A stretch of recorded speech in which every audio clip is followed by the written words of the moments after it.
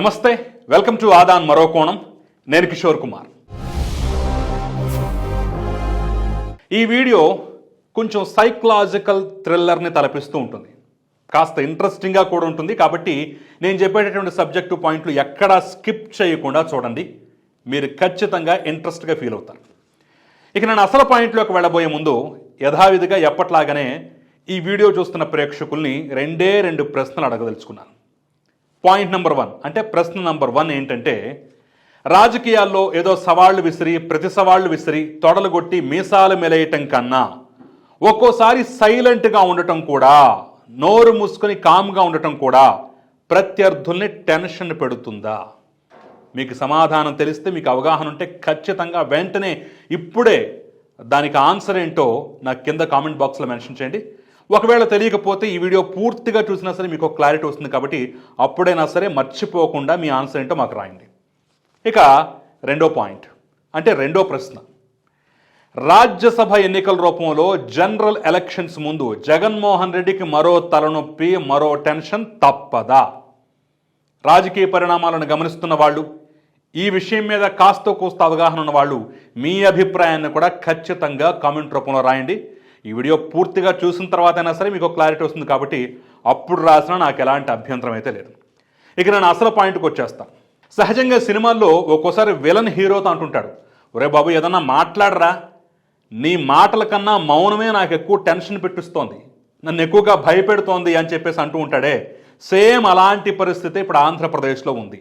రేపు వచ్చే సార్వత్రిక ఎన్నికలకు ముందు రాజ్యసభ ఎన్నికలు రాబోతున్నాయి. ఈ నెల ఆఖరిలో కానీ లేదంటే వచ్చే నెల మొదటి వారంలో కానీ ఖచ్చితంగా ఆంధ్రప్రదేశ్లో రాజ్యసభ ఎన్నికలు జరగబోతున్నాయి.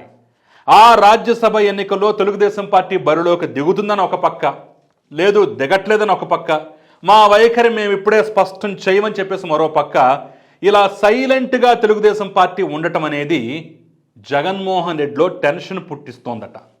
ఎస్, విశ్వసనీయ వర్గాల సమాచారాన్ని బట్టి చూసినట్లయితే వాళ్ళు దిగుతారో తెలియదు, దిగరో తెలియదు కానివ్వండి, ఇలా దిగుతారా లేదా అనేటటువంటి సందిగ్ధావస్థ ఎక్కువ టెన్షన్ పెడుతోంది. ఎందుకంటే గత సంవత్సరం మార్చిలో జరిగినటువంటి ఎమ్మెల్సీ ఎన్నికల తతంగం కానివ్వండి, అక్కడ అనూహ్యంగా తెలుగుదేశం పార్టీ గెలిచిన విధానాన్ని కానివ్వండి పరిశీలించినట్లయితే ఆ టెన్షన్ జగన్మోహన్ రెడ్డికి సహజమే, తప్పదు అనేటటువంటి భావన అయితే చాలా స్పష్టంగా కనపడుతుంది. ఈ నేపథ్యంలోనే ఆంధ్రప్రదేశ్లో 3 ఖాళీలు రాబోతున్నాయి. ఒకటి రాజ్యసభ సభ్యుడు వేమిరెడ్డి ప్రభాకర్ రెడ్డి, మరోటి సీఎం రమేష్, మూడో వ్యక్తి కనకమేడల రవీంద్ర కుమార్. వీళ్ళ ముగ్గురి పదవీ కాలం అయిపోబోతున్న నేపథ్యంలో, రేపు ఎన్నికలు జరగబోతున్న నేపథ్యంలో ఎవరి బలాబలాలు ఏ విధంగా ఉన్నాయి, అనూహ్యమైనటువంటి బలంతో కండపుష్టితో ఉన్నటువంటి వైఎస్ఆర్ కాంగ్రెస్ పార్టీ కూడా ఇప్పుడు టెన్షన్ పడాల్సిన పరిస్థితి ఏంటనేది నేను లెక్కలతో సహా వివరించి లాజికల్గా చెప్పే ప్రయత్నం చేస్తాను. ఎక్కడా వీడియో స్కిప్ చేయకుండా చూడండి. అసలు పాయింట్లోకి వచ్చినట్లయితే, ఆంధ్రప్రదేశ్లో ప్రస్తుతం రాజ్యసభ ఎన్నికలకు ఒకవేళ నోటిఫికేషన్ వచ్చినట్లయితే పరిస్థితులు పూర్తిగా మారిపోతాయి. ఒక్కొక్క రాజ్యసభ సభ్యుడు గెలవాలంటే 44 ఓట్లు కావాలి. సో ఎలాగూ వైసీపీకి 151 మంది సభ్యుల బలం ఉన్నారు, అంటే 4 పోయినా 4 టీడీపీ నుంచి యాడ్ అయ్యారు కాబట్టి 151 ప్లస్ జనసేన సభ్యుడు అదనం కాబట్టి 152 అనుకోవచ్చు. 152 మంది సభ్యుల బలంతో చాలా పవర్ఫుల్గా ఉంది వైఎస్ఆర్ కాంగ్రెస్ పార్టీ. సో వాళ్ళకి 44 మంది చొప్పున లెక్కేసినా సరే 132 మంది అవసరం. అంటే 3 స్థానాలకి 44 ప్లస్ 44 ప్లస్ 44, 344 కలుపుకుంటే 132 మంది సభ్యుల బలం అవసరం అనమాట. వాళ్ళకి ఇంకా 19 నుంచి 20 మంది సభ్యులు ఎక్స్ట్రాగా ఉంటారు.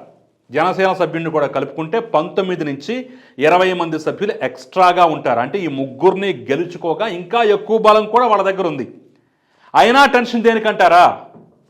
తెలుగుదేశం పార్టీకి 23 మందే ఉన్నారు. ఏది 4 ఇటు నుంచి పోయినా వైసీపీ నుంచి 4 కలిశారు కాబట్టి 23 మంది అలా స్థిరంగా ఉన్నారు. దానికి తోడు ఇంకొక 21 మంది గనక వీళ్ళకి యాడ్ అయ్యారనుకోండి, ఒక స్థానాన్ని ఖచ్చితంగా గెలుచుకోవచ్చు. ఇప్పటికే దాదాపు 30-40 సీట్లు అనౌన్స్ అయి ఉన్నాయి వైఎస్ఆర్ కాంగ్రెస్ పార్టీలో. సీటు రాని వాళ్ళు, సీటు మార్చిన వాళ్ళు, వస్తుందనుకున్న సీటు రానటువంటి వాళ్ళు, వీళ్ళంతా పెద్ద ఎత్తున అసంతృప్తితో ఉన్నారు. అసంతృప్తి రాగం అనేది రోజు చెవులు దిబ్బుళ్ళు పడేలాగా మనకు వైసీపీ నుంచి వినిపిస్తూనే ఉంది కదా. దాన్ని ఆసరాగా చేసుకునే ప్రస్తుతం టీడీపీ మైండ్ గేమ్ ఆడుతోంది. ఒక చిన్న ఫెయిలర్ వదిలేసిందనమాట. మేము కూడా రేపు రాజ్యసభ ఎన్నికల్లో బరిలోకి దిగుతాం, ఏది బలం లేకపోయినా సరే బరిలోకి దిగుతాం అని చెప్పేసి ఒక చిన్న హింట్ ఇచ్చింది. వాళ్ళు దిగుతారా లేదా అనేది కాసేపు పక్కన పెడదాం. ఇది టెన్షన్కి కారణం అవుతున్నట్టు జగన్మోహన్ రెడ్డిలో 23 ప్లస్ ఇంకొక 19-20 దాదాపు ఇంకొక 21 మందిని లాక్కుంటే కనుక ఖచ్చితంగా ఒక స్థానాన్ని చేజిక్కించుకోవచ్చు. లాస్ట్ టైం జరిగిన దానికి ఇప్పటికి లాక్కోలేక పీక్కోలేక ఉంది వైసీపీ. ఎప్పుడైతే ఎమ్మెల్సీ ఎలక్షన్స్లో 3 స్థానాలు గెలుపొంది, ఇటు శాసనసభ్యుల కోటాలో 1 స్థానాన్ని కూడా తెలుగుదేశం పార్టీ గెలుచుకుంది. అప్పటి నుంచి ఆంధ్రప్రదేశ్లో రాజకీయ పరిణామాలు పూర్తిగా మారిపోయాయి.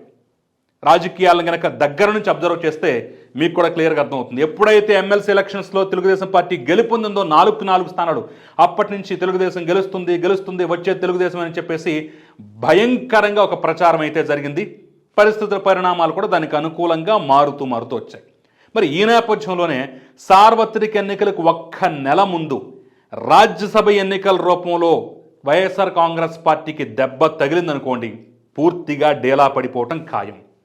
ఇంకేముంది, వాళ్ళు గెలవటం కాదు, తెలుగుదేశం పార్టీ జనసేన గెలుస్తోంది కాదు, గెలవటం పక్కా అనేటటువంటి ఫీలింగ్ కూడా ప్రజల్లో ఖచ్చితంగా కలుగుతుంది.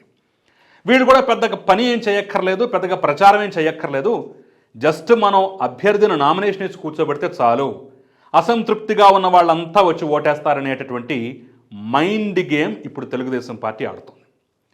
ఇక దాన్ని కౌంటర్ చేయడం కోసం జగన్మోహన్ రెడ్డి ఇప్పుడు కొత్త అస్త్రాన్ని కూడా బయటకు తీశారు. అదే అనర్హత వేటు. ఇది గత ఎన్నికలు అంటే సంవత్సరం క్రితం మార్చిలో జరిగినటువంటి ఎమ్మెల్సీ ఎలక్షన్స్లో పార్టీ విప్పును ధిక్కరించి మరి ప్రత్యర్థికి ఓటు వేశారనేటటువంటి ఆరోపణలు ఎదుర్కొంటూ 4 సస్పెండ్ అయ్యారు కదా. ఉండవల్లి శ్రీదేవి, మేకపాటి చంద్రశేఖర్ రెడ్డి, ఆనం రామనారాయణ రెడ్డి, కోటమిరెడ్డి శ్రీధర్ రెడ్డి, ఈ 4 మీద ఇప్పుడు వేటు వేయండి, అర్జెంటుగా వేటు వేసేయండి, లేట్ అయితే కొంపలు అంచుకుపోతాయని చెప్పేసి వెంటనే స్పీకర్కి కూడా కంప్లైంట్ పెట్టేశారట. మరి తెలుగుదేశం పార్టీ ఊరుకుంటుందా? రేపో మాపో అయ్యా వాళ్ళేనా మా పార్టీ నుంచి కూడా 4 లాక్కున్నారు, దయచేసి వేళ్ల మీద కూడా అనర్హత వేటు వేయండి అని చెప్పేసి వీళ్ళు కూడా రేపు పిటిషన్ ఇవ్వబోతున్నారట. ఇప్పుడు కథ మొత్తం రసకందాయంలో పడబోతోంది. స్పీకర్ ఇద్దరి మీద నిర్ణయం తీసుకోవాలి. తీసుకుంటారా ఏమో చెప్పలేము. ఒకవేళ వైఎస్ఆర్ కాంగ్రెస్ పార్టీకి మద్దతు పలికి వాళ్ళ వాదనకే ఏకీభవించి వాళ్ళ చెప్పినటువంటి వాళ్ళకే వేటు వేశాడనుకోండి, వీళ్ళు ఖచ్చితంగా కోర్టుకి వెళ్తారు. కోర్టుకి వెళ్తే ఏం జరుగుతుంది? ఎలక్షన్స్ ముందు కావాలనే కుట్రపూరితంగా ఇలా చేశారు కాబట్టి దయచేసి ఎన్నికల వరకు ఈ యొక్క ప్రక్రియను నిలుపుదల చేయండి, లేదంటే అవసరమైతే ఎన్నికలను ఆపండి, ఇది తేలేంత వరకు ఈ అనర్హత అంశం మీద పూర్తి స్థాయిలో తీర్పు వచ్చేంత వరకు ఆపండి అని చెప్పేసి రేపు కోర్టును ఆశ్రయించినా సరే దిక్కులేని పరిస్థితులు రావచ్చు, తలనొప్పికరమైనటువంటి పరిస్థితులు రావచ్చు. సో ఇన్ని సంక్లిష్టతలు అయితే దీంట్లో ముడిపడి ఉన్నాయట. తెలుగుదేశం పార్టీ ఇప్పటికీ మేము రేపు ఎలక్షన్స్లో నిలబడతామా లేదా అనేది అయితే క్లారిటీగా చెప్పలేదు, కానీ ఒక చిన్న హింట్ ఇచ్చేసి వదిలేసింది. దాంతో టెన్షన్ పడిపోవటం వైసీపీ వంతైంది. సరే, వీటన్నింటిలోకి కీలకమైనటువంటి పాయింట్ ఏంటంటే, మరి 21 మంది సభ్యులు కావాలి కదా, చిన్నా చితకానా చాలా పెద్ద సంఖ్య కదా. మరి వీళ్ళంతా వైసీపీని ధిక్కరించి ఒకవేళ రేపు తెలుగుదేశం పార్టీ అభ్యర్థి నిలబెడితే వచ్చి ఓటేస్తారా అంటే చెప్పలేం. అసంతృప్తి ఏ స్థాయికైనా వెళ్ళిపోవచ్చు. ఆ రోజు ఎమ్మెల్సీ ఎలక్షన్స్లో కూడా తెలుగుదేశం పార్టీ ఊహించిందా? చేద్దాం ఒక ప్రయత్నం అన్నట్లుగా పెట్టింది.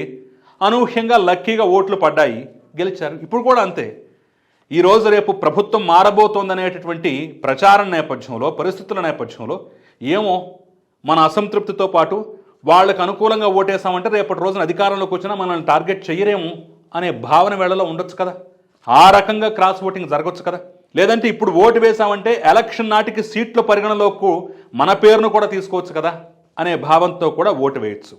క్రాస్ ఓటింగ్కి 100 కారణాలు ఉంటాయి. ఒక్కసారి అసంతృప్తి ఉన్నప్పుడు, ఒక్కసారి బయటకు వద్దాం అనుకున్నప్పుడు అనేక కారణాలు ఆ రోజుకు తన్నుకుంటూ బయటకు వచ్చేస్తాయి.